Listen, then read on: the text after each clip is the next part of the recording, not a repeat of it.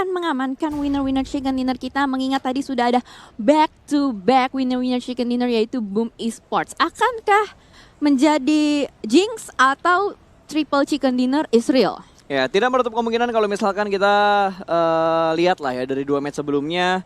Vikendi boom 6 kill, Sunhawk boom lagi 14 kill. Kalau di total mereka 2 match ini sudah mengumpulkan ya kurang lebih 20 kill. 20 kill di 2 match awal ini pasti ngeboosting semangat mereka banget. Sebagai pembuktian juga dari drama-drama yang lagi ada di komunitas kita tentang micin dan non-micin ya. Ini mungkin bakal menjadi sesuatu yang sangat menarik pastinya sebagai tanda pembuktian juga dari Boom Esports bahwa ya perihal micin itulah ya.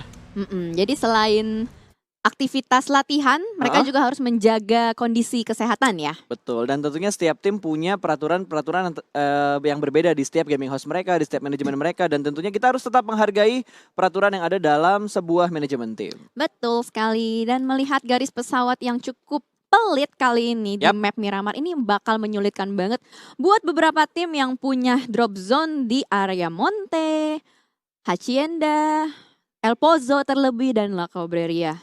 Harusnya sih ada beberapa tim yang bakal bertemu ketika rebutan vehicle dan circle-nya. Circle-nya tuh selaras dengan garis pesawatnya, bisa dibilang kayak gitu. Jadi buat tim yang turun di area El Pozo, La Cabrera ini akan sedikit dirugikan karena mereka harus cari vehicles dulu, mereka harus menuju ke arah drop zone awal mereka, terus mereka balik lagi untuk menuju ke dalam circle.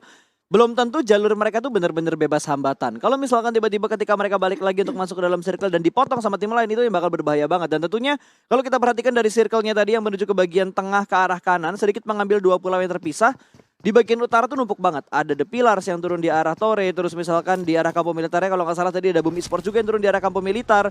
Terus ada Dranix juga yang seperti biasa sesuai dengan statistik yang sudah dikeluarkan oleh Eldoge dan juga Dona tadi waktu mereka ngebahas di coretan-coretan TV yang keren itu. Crash Del Valle ditempatin sama Dranix. Berarti kurang lebih ada 3 tim yang sudah menunggu dari bagian utara. Betul sekali. Bahkan The Pillars dengan Dranix ada kemungkinan bakal menjadi head to head real ya. Karena mereka berdekatan sekali drop zone-nya. Sementara kita lihat semua tim kalau misalkan di map besar hampir semuanya itu nggak ada yang mau keluar looting dari circle. Nggak ada. Ini cuma perihal tim-tim yang saat ini kondisi drop zone-nya itu nggak masuk ke dalam lingkaran yang pertama. 3 tim yang gue sebut tadi, Boom, TP, dan juga Dranix. Mungkin akan dihambat juga sama Lovre. Mengingat Lovre itu kalau nggak salah turunnya di sekitar El Azhar. Drop zone mereka di El Azhar. Harusnya kalau misalkan Lovre sedikit bersabar, dia bisa motong setidaknya 1 tim di antara 3 tim yang tadi kita sebutin. Betul. Mereka tuh sering banget melakukan setup ini di Bukit Los Leones. Kayak mobilnya dikumpulin jadi satu di area tengah, terus merekanya ngejaga bagian atas. Ini kalau mateng circle-nya. Mateng sudah Los Leones berdarah bos. High ground-nya dikuasain sama Alter Ego lagi. BTR masih bisa cukup tenang walaupun tidak terlalu nyaman-nyaman banget lah. Karena setiap pergerakan BTR udah dipantau sama tim Alter Ego. Kalau Alter Ego bisa mendapatkan sedikit celah untuk memanfaatkan dan bisa nembakin pemain-pemain dan tim BTR ini, bisa dibilang BTR agak sedikit apes banget sih untuk di 3 match ini. Ya, tapi BTR tuh biasanya kalau di awal-awal belum panas ya. Betul. Hanya meraba-raba saja mencari informasi-informasi dari tim lain. Bahkan kali ini kita lihat dari Lufre, Okiozora dia berpisah dari teman-temannya. Dan pastinya udah dapet informasi juga kalau misalkan mungkin ada beberapa player yang berada di compound-compound bawah. BTR udah pindah, nggak ditembakin sama Alter Ego. Oh, Anthem sendirian aja dia bakal ditabrak langsung sama 2 pemain dari tim victim. Ada Chisun dan juga Banyu yang sudah mulai turun dari arah vehicles-nya. Anthem berusaha buat kabur dan akan ditembak dari arah belakang, namun dia masih bisa menutup angle shoot-nya. Chisun mencari angle shoot namun terlambat karena sudah kabur ke arah yang aman. Dan ada backup fire dari 3 player yang lainnya. Yes, betul sekali. Membuat salah satu player dari Siren bisa melakukan regroup dan bahkan Banyu yang terkikis darahnya pada kali ini. Victim berhasil mendapatkan compound dan di sisi lain Aura mulai menyisir area perbukitan-perbukitan untuk bisa masuk ke dalam circle. Betul, mereka main di arah La Bendita. Mangkoknya La Bendita bakal dimainkan terlebih dahulu. Onyx juga melihat 1 vehicles yang lewat di bawah tebing mereka. Masih mencari informasi, masih mencari angle shoot untuk menuju ke arah vehicles yang lewat di sekitar mereka, tapi kayaknya angle shootnya tertutup dan terlalu rumit untuk ngebuka visionnya. Balik lagi ini tebing-tebing yang enak banget buat ngontrol high ground dan lower groundnya, tapi agak sedikit sulit kalau mereka nggak bisa ngontrol di setiap sisi yang ada di bukit itu. Ya betul sekali, karena setiap sisinya itu agak curam ya. Jadi Betul. kalau misalkan jatuh juga membahayakan diri mereka. Dan sementara kita lihat dari Aerowolf masih bertahan di rumah yang sama dan RRQ juga sudah mulai melakukan rotasi kembali. Spaov memasak granat dilemparkan ke depan, tapi pastinya tidak akan ada yang terjadi karena RRQ sudah cabut langsung menutup angle shootnya juga, nggak akan bisa ditembakin sama sekali dari Aerowolf. Ini pertanyaannya, cabut untuk rotasi atau cabut untuk setup nge-push kompon ini? Kalau kita lihat dari minimap ya, semakin menjauh Rotasi menepi dan dia berhenti di suatu compound dekat dengan jalanan. Dan sementara kita lihat dari The Pillars sudah mulai melakukan setup di area open field. Kali ini Kental mulai tertembak dari sisi lain, sepertinya RRQ yang mulai melakukan penembakan ke arah The Pillars. Boboho juga terkikis darahnya. Dan Boboho sudah mulai memainkan Kar-nya. Betul, nggak ada AWM, Kar pun jadi karena emang suka banget kayaknya dia untuk second weaponnya itu ke arah sniper, bukan ke arah SMG-nya. Ya betul, mengingat juga dia role-nya harusnya scouter ya dari Boboho sendiri. Jadi penting banget itu yang namanya sniper buat mantau-mantau ke arah depan. Dan sementara kita lihat dari Argenta masih memberikan pressure juga. Tapi ternyata kepalanya hampir saja hilang, helmnya terkena kepala peluru dari sisi RRQ. Itu helm level 1 dan circle menuju ke bagian utara, cukup banyak tim yang ada di bagian selatan. Ini akan terjadi cukup crowded untuk masalah fight di bagian selatan. Tadi kalau nggak salah ada 3-4 tim di arah selatan. Ini bakal numpuk banget, Rensky bakal langsung masuk ke dalam play zone dan ditembak dari arah belakang. Zuxi berhasil mendapatkan 1 orang dan Rensky langsung dipulangkan menuju ke arah lobby. Bigetron dan juga Morph Team bertemu, tidak bertemu di arah bootcamp, ternyata bertemunya di arah Miramar. Masih ada Frenzy yang menunggu di balik bukit. Kali ini Luxi bakal melakukan push, sementara 3 player dari BTR bakal melakukan backup dari arah belakang. Lempar granat terlebih dahulu, memainkan matanya. Tuing! Lempar langsung ke bagian depan dan agak sedikit on point menuju ke arah Zai, memberikan sedikit cicilan damage dan ada smoke setup yang sudah mulai dikeluarkan. Zai menunggu kedatangan dari ketiga player Bigetron Red Alien, saling mengadu utility terlebih dahulu. Zai sedikit terlambat dalam menembak senjatanya dia dan langsung dipulangkan menuju ke arah lobby. Tapi lemparan granat dari Frenzy berhasil membuat Luxi cukup low HP barnya. Namun masih ada backup cukup baik. Kali ini lemparan granat menuju ke arah Frenzy.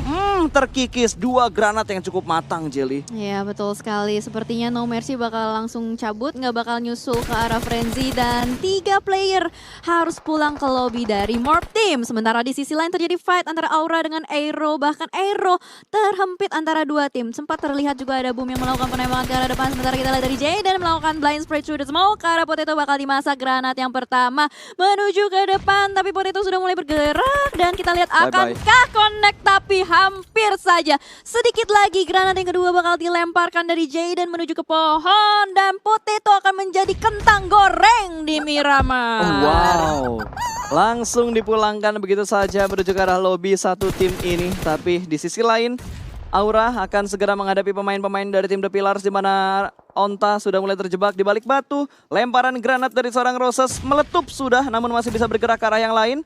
Kenok dari 2 sisi, tapi ada Ion di sekitar mereka, tersandwich posisi dari tim Aura sebenarnya. Ya betul sekali, sempat tersandwich juga, dan tapi di sini mereka melakukan split Steve dengan Jayden di sisi kanan, dan sepertinya dari Onta akan kesulitan untuk melakukan revive ke arah Argenta. Sementara di sisi lain tim 9 juga ada berada di dekat dengan mereka. Betul, cukup banyak tim yang sudah mulai berdekatan, namun dari The Pillars tidak bisa bertahan lagi. Mereka sudah dipulangkan ke arah lobby, 2 tim sudah mulai hilang di menit ke-18 kali ini, dan Bigetron masih bisa melanjutkan fight-nya. Kali ini berada di arah lain dan bertemu dengan tim yang lain. Ada Lovre Kings yang siap menyambut kedatangan dari Bigetron Red Aliens. Yes, betul sekali, ada suatu rumah di dekat dengan pesisir circle. Kali ini sudah mulai terlihat ada granat-granat yang dilemparkan dan smoke setup. Bahkan Hans bakal memasak granatnya, nggak jadi, diganti dengan M4 pada kali ini. Bahkan melihat ada open sekali di situ. Boom, Ikian bakal langsung diamankan kill point-nya dengan Lovre, tapi ternyata granat dari Ryzen langsung on point ke arah Hans. Wow, itu lagi fokus sama tim lain, terus tiba-tiba diambil sama satu granat yang tidak diduga-duga. Namun Mercy berhasil mendapatkan 1 pemain tadi. Last man standing dari Morph masih bisa bertahan, bahkan sudah berhasil memulangkan microwave menuju ke arah lobby. Ponbit masih bertahan di bagian pinggir dari rumahnya. Geekfam tanpa disadari juga langsung dipulangkan ke arah lobby begitu saja. Ternyata vehicles yang mereka dipotong rotasinya sama tim RRQ meledak begitu aja. Yes, betul sekali. Vehicle dari Geek juga sudah mulai meledak. Nah, sementara kita lihat dari Bigetron tersisa 2 player saja, Zuxi dengan Ryzen kali ini, dan banyak sekali vehicle yang meledak di Miramar. Kenok sama temennya sendiri, diledakin kendaraannya. What happened, man? Dan wah, ketangkap ternyata. Ponbit masih bisa mendapatkan waktu untuk ngejatuhin 1 rotasi yang sangat berarti untuk tim Bigetron. Dan ternyata Bigetron berada di hashtag 13. Mereka hanya ngebawa poin kill yang tidak terlalu banyak. Mereka hanya mendapatkan 3 kill tanpa adanya bantuan dari placement point. Dan RRQ tiba-tiba balik setelah mereka ngedapetin satu tim dari Geek Fam. Oke, cukup mengejutkan Miramar kali ini. Dan kita lihat dari Alter Ego bakal bertemu dengan Onyx, pergerakannya tertahan. Tapi Martin, ada darah yang muncrat dari kepala dan tembakan dari sisi lain membuat Martin gak bisa bangun. Kalau dia bangun dia bakal ketembak kembali. Dan kali ini dari Onyx berusaha untuk melakukan setup smoke. Leon juga sudah mulai membawa mobilnya, bakal cabut dari Blue Zone tapi gak berhasil. Granat dari Smith mendapatkan KP dengan Ken secara bersamaan, membuat Onyx tidak bisa bergerak secara leluasa. Dan kali ini Martin juga berusaha untuk menjaga pergerakan, loncat ke bawah, vaulting sedikit dan akan masuk through the smoke. Enggak nembak. Ya, menyatu dengan smoke. Pinter banget move yang dilakukan sama seorang Martin, bergerak pelan-pelan pasti dan membuat dia aman, bahkan lebih unggul pergerakannya daripada player-player Onyx yang lainnya. Nick hanya bisa menunggu di bagian dalam dari rumah batanya karena dia tahu di atas ada orang, tapi ternyata orang udah mulai lompat. Bahkan Alter Ego berhasil survive dengan keempat pemain mereka tanpa kehilangan satupun pemain mereka. Tapi Badru di bagian paling depan sudah menabrak komponen sudah ditempatin oleh tim Siren dan akan ditembak oleh victim dari bagian high ground. Misery free shoot menuju ke arah komponen yang ada di bagian bawah. Mobil juga bakal suruh tembak begitu aja. Dranix dipulangkan di urutan ke-10. Sudah semakin terkikis, tersisa 9 tim dan Covid Spray yang cukup mengagumkan dari seorang Misery. 2 tumbang dan ada bantuan tembakan dari player victim yang lainnya. Wow, Anthem join the party. Ini bakal menjadi perkumpulan yang ramai sekali di depan sana. Bahkan Misery nyayur aja dari jendela, dipantau begitu saja. Tapi kita lihat. Ini dia, Audrey mungkin bakal bertambah, tapi Just Space di bagian belakangnya menjadi incaran oleh seorang Misery. Audrey berhasil menabrakkan mobil yang menuju ke arah Shake yang berada di bagian lower ground. Dan kali ini smoke setup terlebih dahulu. 4 pemain victim benar-benar komit untuk langsung melakukan spray ke arah tempat yang ditempati oleh pemain-pemain Siren. Ya betul sekali, Siren soalnya berada di tengah-tengah open field. Bahkan ada smoke yang benar-benar memancing semua tim. Dan kali ini Misery dengan sangat percaya diri bakal langsung nge-push ke arah depan, keluar dari mobil tapi terlambat untuk melakukan spray. Bahkan backup dari teman-temannya sedikit terlambat. Banyu akan membawa Fajar kali ini bakal ditabrak kembali compoundnya 2 melawan 2. Nggak jadi. Nggak jadi. Jatuh satu. Dia pindah-pindah, digocek-gocek. Tapi ternyata tidak bisa menggocek terlalu banyak peluru yang ditembakkan oleh banyak orang di tengah-tengah sana. Wow, ini open field banget. Siapapun yang masuk duluan bakal ditembakin dan menjadi shooting gallery. Dan bahkan Chisun, waduh gila keren banget. Digocek kiri kanan dan bahkan melakukan setup last man standing dari victim. Bakal berusaha untuk survive. Ion. Tiba-tiba Ion menggila cuy. 10 kill didapatkan oleh Ion. Dan player mereka masih utuh 4-4-nya. Dia tiba-tiba ada di kanan, udah dapetin 10 kill dan posisi dia yang paling nyaman. Betul. Aman dan nyaman. Di sisi lain semua tim lagi gontok-gontokan juga. Ini enak banget posisinya. Dan Chisun juga berhasil mendapatkan Jaden headshot tadi dengan AWM-nya. Ini legit banget buat Ion sih. Udah mulai panas kayaknya. Betul. Ion-ionnya udah menjadi ion positif ya. Betul. Kalau tadi ionnya masih galau antara ke kanan atau ke kiri, tapi ini udah mulai menuju ke arah kanan sepertinya. Ya betul sekali. Dan Lizard bakal memasak granatnya, tapi dia masih belum pasti nih. Dia masih belum pasti. Berusaha untuk mendapatkan angle-nya kembali. Akankah on point jebakan granatnya? Tapi terlambat untuk meledak. Bakal dipush sama Steve sama dengan Roses. Bakal dimajuin. Lizard masih jongkok. Roses melakukan blind spray through the smoke. Mendapatkan tembakan dari arah lain. Ada Chisun di belakang batu. Di sisi lain jump shoot dari Steve mengarah ke depan. Evos pulang kembali di posisi ke-6. Dipulangkan oleh Aura. Dan Aura hanya menyisakan 1 player saja, Steve seorang diri. Betul, tapi Chisun gue suka banget sama move yang dia lakukan loh. Diam. Dia bisa ngepikin orang-orang yang bengong yang udah kayak belakang kita kosong, tapi ternyata masih ada Chisun. Makanya. Tadi kirain yang nembakin bukan Chisun ya. Udah mulai disisirin semuanya cuy. Polisi darat sudah mulai bergerak kali ini. Red Face membuka view-nya, mencari informasi, diparkir lagi, di forting lagi tadi. Walaupun tidak terlalu rapi, tapi setidaknya dia punya cover dari mobil dan juga supply box. Yes, betul sekali. Airdrop membuat refresh juga untuk armor dengan helmnya. Ini kalau misalkan diambil MK, makin sakit sekali. Dan ini hanya ada 1 tim yang 4 player. Betul. Sisanya tinggal 1-1. Betul. Jadi tinggal 3 tim dengan kondisi Ion yang masih prima kondisinya. Betul sekali. Apalagi udah kantongin banyak kill point-nya. Dengan sangat percaya diri sekali. Harusnya dia bisa dapat 15 kill sih. Harusnya bisa dapat 15 kill. Tapi sumpah ini Red Face bener-bener berani banget. prediksi mereka tuh kayak oh ini 4-1-1 cuy. Bukan 4 lawan 2. Anthem lebih memilih keputusan yang bijak dengan mati oleh Blue Zone daripada memberikan kill menuju ke arah Ion.